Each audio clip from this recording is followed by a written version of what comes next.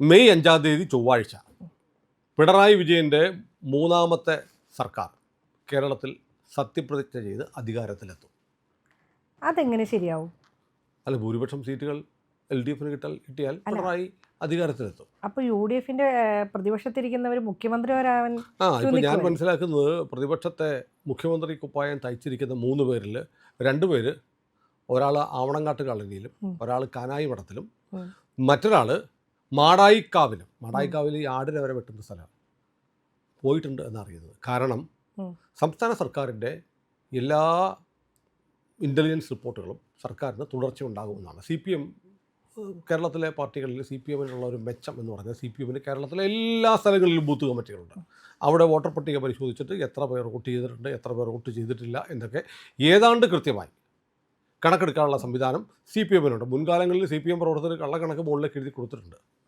കാരണം സ്വന്തം വാർഡുകളിലൊക്കെ സ്വന്തം ബൂത്തിലൊക്കെ വലിയ തോതിൽ വോട്ട് ചോർച്ച ഉണ്ടായി എന്നത് മറച്ചു വയ്ക്കാൻ വേണ്ടി കള്ളക്കണക്ക് കൊടുത്തിട്ടുണ്ട്. പക്ഷേ ഇത്തവണ അങ്ങനെയല്ല.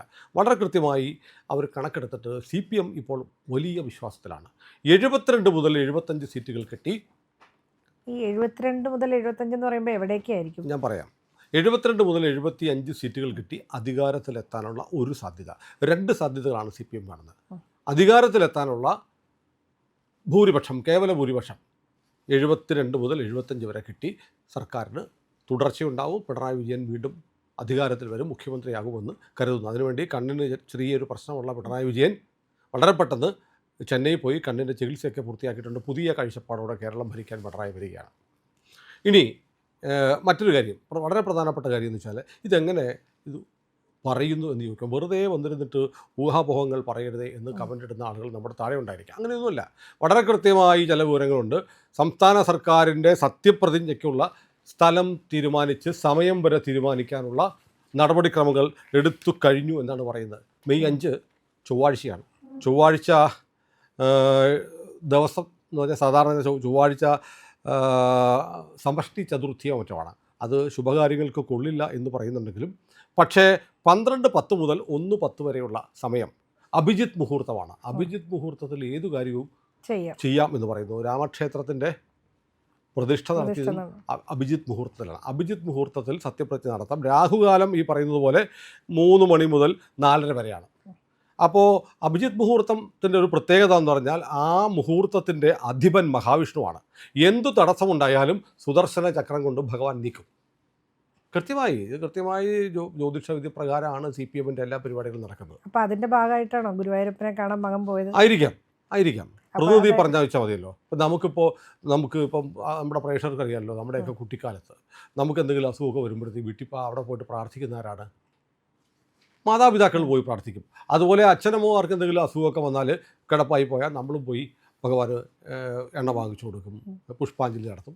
അതുപോലെ മകന് വേണ്ടിയിട്ട് മകൾ പോയിരുന്നു, തമിഴ്നാട്ടിലെ ക്ഷേത്രത്തിൽ പോയിരുന്നു, മധുരയിലൊക്കെ പോയിരുന്നു. ഏതായാലും അപ്പോൾ ഈ 3 മണി മുതൽ 4:30 വരെ രാഹുകാലമാണ്.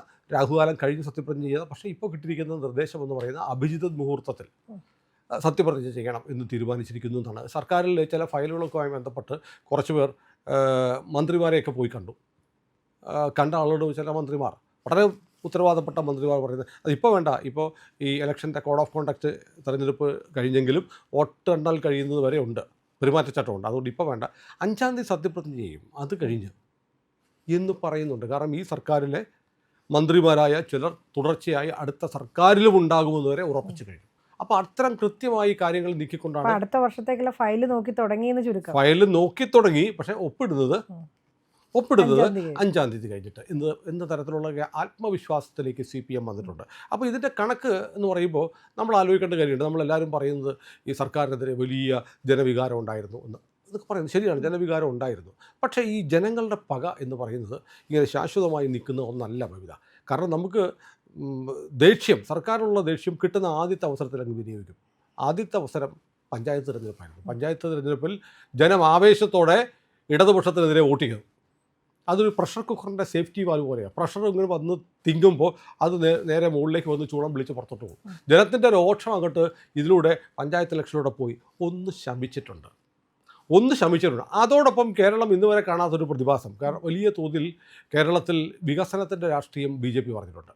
നരേന്ദ്രമോദി സർക്കാർ വന്നതിന് ശേഷം ഉണ്ടായ മാറ്റം, മോദി ഫാക്ടർ വലിയ തോതിൽ കേരളത്തിൽ പ്രവർത്തിക്കുന്നുണ്ട്. അതോടൊപ്പം തന്നെ കേരളത്തിലൊരു ഈ ന്യൂനപക്ഷ സമുദായത്തിൽപ്പെട്ട ആളുകൾ, മുസ്ലിങ്ങളും പ്രത്യേകിച്ച് ഈ തെരഞ്ഞെടുപ്പിന് തൊട്ട് മുമ്പ് FCRAയുടെ പേരിൽ ക്രൈസ്തവ സഭ ഉണ്ടാക്കിയ ചില പ്രശ്നങ്ങളൊക്കെ ഹിന്ദുക്കൾക്ക് വലിയ തോതിൽ ഒരു ദേഷ്യം ഉണ്ടാക്കിയിട്ടുണ്ട്. അതുകൊണ്ട് ഇനി അങ്ങനെയാണെങ്കിൽ ഇപ്പോൾ BJPക്ക് തന്നെ വോട്ട് ചെയ്തിട്ടേ ഉള്ളൂ എന്ന് ഹിന്ദുക്കൾ തീരുമാനിച്ചിട്ടുണ്ട്. കേരളത്തിൽ ഒരു ഹിന്ദു കൺസോൾട്ടേഷൻ ഉണ്ടായി വന്നിട്ടുണ്ട്. ആ ഹിന്ദു കൺസോൾട്ടേഷൻ സാധാരണയായി മുമ്പ് സംഭവിക്കാറുണ്ടായിരുന്നത് ഇടതുപക്ഷത്തിനോടുള്ള ദേഷ്യം കൊണ്ട് UDFന് കൊടുക്കുമായിരുന്നു. പക്ഷേ ഇത്തവണ ആ ഹിന്ദു വോട്ടുകൾ UDFന് പോയിട്ടില്ല. ചുരുങ്ങിയത് കേരളത്തിലൊരു 40ഓളം മണ്ഡലങ്ങളിലെങ്കിലും UDFന് പോയിട്ടില്ല. അതുകൊണ്ട് UDF വന്നാൽ സതീശൻ സമീപകാലത്ത് ഉന്നയിച്ച ചില ആശയങ്ങളുണ്ടല്ലോ, മുസ്ലിം ഭരണം വന്നാൽ എന്താണ്, മുസ്ലിം സമുദായമാണ് ഏറ്റവും പ്രധാനപ്പെട്ടത്, പ്രവാചകനെ പോലെ മഹാനായ ആളുകൾ വേറെ ഇല്ല എന്ന തരത്തിൽ ഭൂമി പരന്നതാണെന്ന് പറയുന്നതിന് മുമ്പ് തന്നെ സൂര്യനെ ചുറ്റുകയാണ് ഭൂമി എന്ന് ഇസ്ലാം കണ്ടുപിടിച്ചിട്ടുണ്ട് എന്നൊക്കെ പറഞ്ഞിട്ടുള്ള ഈ സതീശൻ്റെ വീഡിയോസ് ഉണ്ടല്ലോ, വെറുപ്പിക്കലിൻ്റെ അങ്ങേയറ്റമായിരുന്നു. ജമാഅത്തെ ഇസ്ലാമി നമ്മുടെ കൂടെ വന്നാൽ എന്താണ് എന്നുള്ള ചോദ്യം, ഇങ്ങനെയുള്ള ചോദ്യങ്ങളൊക്കെ വലിയ തോതിൽ ഹിന്ദു സമുദായത്തെ വെറുപ്പിച്ചിട്ടുണ്ട്. അതുകൊണ്ട് UDFന് വോട്ട് ചെയ്യത്തില്ല എന്ന് തീരുമാനിക്കുകയും കേരളത്തിൽ BJPക്ക് ഒരു വിന്നബിലിറ്റി ഉണ്ട് എന്ന് മാധ്യമങ്ങൾക്ക് പോലും സമ്മതിക്കേണ്ടി വരേണ്ടുന്ന സാഹചര്യം ഉണ്ടാവുകയും ചെയ്തതുകൊണ്ട് ഹിന്ദു വോട്ടുകൾ ഇത്തവണ നല്ല തോതിൽ NDAക്ക് വീണിട്ടുണ്ട്. ഞാൻ അവിടെ ഒരു കാര്യം മൂന്നാം മുന്നണിയായിട്ട് BJP വന്നു എങ്കിലും ഞാൻ ചില കാര്യം പറയും. ബബിത ഒരു BJPയുടെ ആക്ടിവിസ്റ്റും കൂടിയാണ്, BJP പ്രവർത്തകയാണ്, BJPയുടെ ഉത്തരവാദിത്തമുള്ള ആളാണ്, ഉത്തരവാദിത്തമുള്ളൊരു മാധ്യമ പ്രവർത്തകനാണ്. എന്നാൽ പോലും ഞാൻ ബബിതയെ ഇരുത്തിക്കൊണ്ട് ഞാൻ വിമർശനം പറയും. ബബിത മറുപടി പറയേണ്ട, പാർട്ടിക്കാരി ആയതുകൊണ്ട് മറുപടി പറയാൻ പറ്റില്ല. BJPയുടെ പ്രവർത്തനങ്ങൾ പല മണ്ഡലങ്ങളിലും, കേരളത്തിലെ പല മണ്ഡലങ്ങളിലും സഞ്ചരിച്ച ഒരാളാണ്. പക്ഷേ പല മണ്ഡലങ്ങളിലും BJPയുടെ പ്രവർത്തനങ്ങൾ ഒരു 60% മുകളിലേക്ക് വന്നിട്ടില്ല. പലയിടത്തും BJPക്ക് ഇപ്പോഴും, ബബിത സമ്മതിക്കണ്ട, പക്ഷേ ബബിതയ്ക്ക് അറിയാവുന്നതുപോലെ എനിക്കും അറിയാം, BJPക്ക് ബൂത്ത് കമ്മിറ്റികൾ പോലും ഇല്ലാത്ത ഒരുപാട് മണ്ഡലങ്ങൾ കേരളത്തിലുണ്ട്. കേരളത്തിലെ 140 മണ്ഡലങ്ങളിലും 100% ബൂത്ത് കമ്മിറ്റികളുള്ള BJP മണ്ഡലം ഏതൊക്കെയാണെന്ന് ചോദിച്ചാൽ ഉത്തരം 0 എന്നായിരിക്കും എന്നാണ് എൻ്റെ ഒരു വിലയിരുത്തൽ. തെറ്റുണ്ടെങ്കിൽ BJP പ്രവർത്തകർ ക്ഷമിക്കട്ടെ. ഇനിയും സമയമുണ്ട് BJPക്ക് ഇത് പരിഹരിക്കാൻ. നിങ്ങൾ ഇനിയും സംഘടനയെ നന്നാക്കിയെടുക്കണം. ആളുകൾ BJPക്ക് വോട്ട് ചെയ്യാൻ തയ്യാറാണ്. നിങ്ങൾ ആ വോട്ട് വാങ്ങിക്കാൻ തയ്യാറാവുക എന്നുള്ള വളരെ പ്രധാനപ്പെട്ട കാര്യമാണ്. അപ്പോൾ ഞാൻ പറഞ്ഞു വന്നത്, ഈ പറഞ്ഞതുപോലെ BJP വോട്ടുകൾ, BJPക്ക് ജനങ്ങളുടെ വോട്ടുകൾ, BJPയുടെ പ്രവർത്തനം ഒന്നുമില്ലെങ്കിലും BJP ആണ് ഏക മാർഗം എന്ന് കരുതി ആളുകൾ വോട്ട് ചെയ്തിട്ടുണ്ട്. ആ വോട്ടുകളൊക്കെ കൃത്യമായി UDFന് പോകാതിരുന്നത് കൊണ്ട് LDFൻ്റെ സാധ്യത മെച്ചപ്പെട്ടു എന്നാണ് പൊതുവിൽ വിലയിരുത്തപ്പെടുന്നത്. അപ്പോൾ നമ്മൾ ഈ അവസാന നിമിഷമായപ്പോഴും നമ്മൾ തുടക്കം മുതലേ പറയുന്നത്, ഇന്ത്യ ലൈവ് തുടക്കം മുതലേ പറഞ്ഞുകൊണ്ടിരിക്കുന്നത്, നേരിയ ഭൂരിപക്ഷത്തിനാണെങ്കിലും LDF അധികാരത്തിൽ വരും. ഇനി LDF അധികാരത്തിൽ വരാനുള്ള കണക്കുകൾ LDFൻ്റെ കയ്യിലുണ്ട്. പക്ഷേ ഇനി ഏതെങ്കിലും കാരണവശാൽ ഭൂരിപക്ഷം കിട്ടിയില്ലെങ്കിലും തങ്ങൾക്ക് ഭരിക്കാൻ കഴിയുമെന്ന് CPMൻ്റെ സംസ്ഥാന സെക്രട്ടേറിയറ്റിൽ അഭിപ്രായം ഉയർന്നു എന്നാണ് കേൾക്കുന്നത്. അതായത് സംസ്ഥാന സെക്രട്ടറിയിൽ എങ്ങാനും ഭൂരിപക്ഷം കിട്ടിയില്ല, UDFനാണ് ഭൂരിപക്ഷമെങ്കിൽ സർക്കാർ രൂപീകരിച്ചേ പറ്റൂ. സർക്കാർ രൂപീകരിക്കാൻ കഴിയുന്നില്ലെങ്കിൽ വലിയ ആത്മഹത്യാപരമായ ഒരു നിലപാടായിരിക്കും കേരളത്തിലെ CPMനെന്ന് തിരിച്ചറിഞ്ഞുകൊണ്ട് അതിനുള്ള സാധ്യത CPM പരിശോധിക്കുന്നുണ്ട്. കാരണം CPM മത്സരിക്കുന്ന സീറ്റുകൾ 77 സീറ്റുകളിലാണ് CPM മത്സരിക്കുന്നത്. നമ്മളൊരു സർവേ നടത്തിയിട്ട് 2 ആഴ്ച മുമ്പ്, തെരഞ്ഞെടുപ്പ് നടന്നതിൻ്റെ 2 ദിവസം മുമ്പ് നമ്മളൊരു സർവേ പറഞ്ഞിരുന്നു. അതിൽ നമ്മൾ പറഞ്ഞത് 51 സീറ്റുകളെ CPMന് കിട്ടും. 77 സീറ്റുകളിൽ മത്സരിക്കുന്ന CPMന് 51 സീറ്റുകൾ അവർ ജയിക്കും. 55 MLAമാരെ അവർ മത്സരിപ്പിച്ചിട്ടുണ്ട് ജയിക്കാൻ വേണ്ടിയിട്ടാണ്. പക്ഷേ അതിൽ ചില ആളുകൾക്ക് തോറ്റുപോകും. പുതുതായിട്ട് നിർത്തിയിരിക്കുന്ന ചില ആളുകൾ പരാജയപ്പെട്ടും 51 സീറ്റുകൾ കിട്ടുമെന്നാണ് നമ്മൾ പറഞ്ഞ കണക്ക്. പക്ഷേ CPM പറയുന്നത് അവർക്ക് 62 സീറ്റുകൾ കിട്ടുമെന്നാണ്. 62 സീറ്റുകൾ CPMന് കിട്ടുമെന്നാണ് CPMൻ്റെ കണക്കുകൂട്ടൽ. 55 MLAമാരുണ്ട്, അതിൽ മഹാഭൂരിപക്ഷവും ജയിച്ചു വരും. പിന്നെ ചില സീറ്റുകൾ പുതുതായി നേടാനും കഴിയും. അങ്ങനെ 62 സീറ്റുകളാണ് CPM പ്രതീക്ഷിക്കുന്നത്. കോൺഗ്രസ് മത്സരിക്കുന്നത് 92 സീറ്റുകളിലാണ്. പക്ഷെ നമ്മളെന്ന് പറഞ്ഞ് കോൺഗ്രസ് 42 സീറ്റേ കിട്ടുള്ളൂ. പിണറായി നോക്കൂ, സതീശൻ ആദ്യം പറഞ്ഞ എത്രയാണ്, 110 സീറ്റ് കിട്ടുന്നതാണ്. ഇപ്പോൾ സതീശൻ പറയുന്നത് 80-85 സീറ്റ് കിട്ടുന്നതാണ്. ആത്മവിശ്വാസത്തിൻ്റെ ഗ്രാഫ് കുറഞ്ഞു വരികയാണ്. CPMൻ്റെ ഈ കണക്ക് നമ്മുടെ കണക്കിനോട് അടുത്ത് നിൽക്കുന്നതാണ്. 51 നമ്മൾ പറഞ്ഞു, അവർ 62 വരെ എന്ന് പറഞ്ഞു, 11 സീറ്റുകൾ കൂട്ടുന്നു. പക്ഷേ ഇവിടെ ഒരു വലിയൊരു കണക്കിൻ്റെ ഒരു മാജിക് ഉണ്ട്.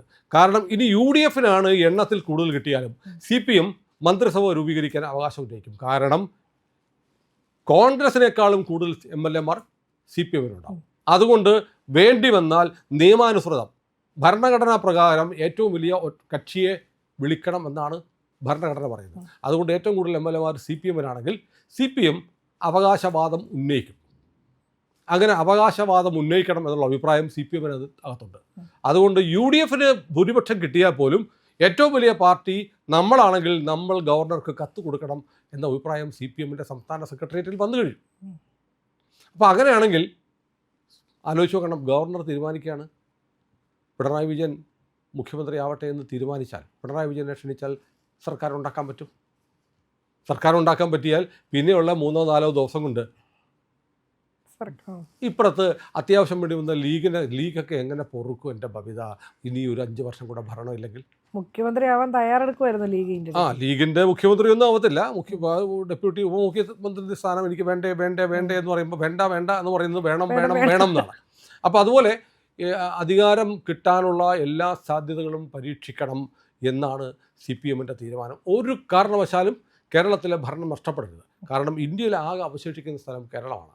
അതുകൊണ്ട് നമ്മൾ അധികാരത്തിന് വേണ്ടി UDF-നാണ് ഭൂരിപക്ഷം കിട്ടിയെങ്കിലും സിംഗിൾ ലാർജസ്റ്റ് പാർട്ടി നമ്മളാണെങ്കിൽ നമ്മൾ ക്ലെയിം വെക്കണം എന്ന് CPM ആഗ്രഹിക്കുന്നു. അങ്ങനെ ക്ലെയിം വച്ചാൽ പിണറായി വിജയനും നരേന്ദ്രമോദിയും തമ്മിലുള്ള പ്രത്യേക അടുപ്പത്തിൻ്റെ പശ്ചാത്തലത്തിൽ ഒരു പക്ഷേ ഗവർണർ നമ്മളെ സർക്കാർ ഉണ്ടാക്കാൻ വിളിച്ചേക്കുമെന്ന് വിശ്വസിക്കുന്ന ഒരുപാട് CPM പ്രവർത്തകർ താഴെ തട്ട് മുതൽ സംസ്ഥാന സെക്രട്ടേറിയറ്റ് വരെയുണ്ട്.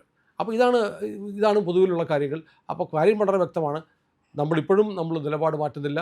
മെയ് 4-ന് ജയിച്ചു വരാൻ, അധികാരത്തിലെത്താൻ സാധ്യതയുള്ള പാർട്ടി ഇടതുപക്ഷ ജനാധിപത്യ മുന്നണിയാണ്. പിണറായി വിജയനെ ഒരിക്കൽ കൂടി കേരളം റീലോഡിംഗ് അനുഭവിക്കേണ്ടി വരും. റീലോഡിംഗ് ഒന്നും ഞാൻ പറയത്തില്ല, കേരളം ഒരിക്കൽ കൂടി അനുഭവിക്കേണ്ടി വരും. പിന്നെ എരുതിയിൽ നിന്ന് വറചട്ടിയിലേക്ക് ചാടുന്നതിലും നല്ലത് കഴിഞ്ഞ 10 വർഷമായി എരുതി ശീലിച്ചല്ലോ. കാരണം വറചട്ടി അപ്പം അനുഭവിക്കുന്ന ചൂടാണ് നല്ലത്, അനുഭവിക്കാത്ത ചൂടിനേക്കാളും. ഞാൻ പച്ചയ്ക്ക് പറയാം, എന്നെ സംബന്ധിച്ച് ജമാഅത്തെ ഇസ്ലാമിയും മുസ്ലിം ലീഗും ഭരിക്കുന്ന ഒരു സർക്കാർ വരുന്നതിനേക്കാൾ ഞാൻ ഇഷ്ടപ്പെടുന്നത് പിണറായി വിജയൻ്റെ സർക്കാർ വരുന്നതാണ്. അതുകൊണ്ട് ഞാൻ പിണറായി വിജയൻ സർക്കാരിന് വേണ്ടി വാദിക്കുകയല്ല. സംസ്ഥാന സർക്കാരിൻ്റെ സത്യപ്രതിജ്ഞയ്ക്ക് വേണ്ടിയിട്ടുള്ള സ്ഥലമൊരുക്കാനും പന്തലൊരുക്കാനുമുള്ള തീരുമാനം വരെ CPM എടുത്തു കഴിഞ്ഞു. അടുത്ത ദിവസങ്ങളിൽ നിങ്ങൾക്കത് പത്രങ്ങളിൽ വായിക്കാൻ കഴിയും. മെയ് 5-ന് പിണറായി വിജയൻ്റെ 3ാമത്തെ സർക്കാർ അധികാരത്തിലെത്തുമെന്നാണ് സംസ്ഥാന സർക്കാരും CPM-ഉം വിശ്വസിക്കുന്നത്. അതിൻ്റെ നടപടികളും അവർ തുടങ്ങിക്കഴിഞ്ഞു. പ്രിയപ്പെട്ട പ്രേക്ഷകരെ, ഏറ്റവും പുതിയ വാർത്തകളുമായി ഇന്ത്യ ലൈവ് നിങ്ങളുടെ മുന്നിലേക്ക് വന്നുകൊണ്ടിരിക്കുകയാണ്. ഞങ്ങളുടെ കൂടെ സഞ്ചരിക്കണം. ഞങ്ങളുടെ ചാനൽ ഇതുവരെ സബ്സ്ക്രൈബ് ചെയ്യാത്ത പ്രിയപ്പെട്ട പ്രേക്ഷകർ ഇന്ന് തന്നെ മറക്കാതെ അത് ചെയ്യണം.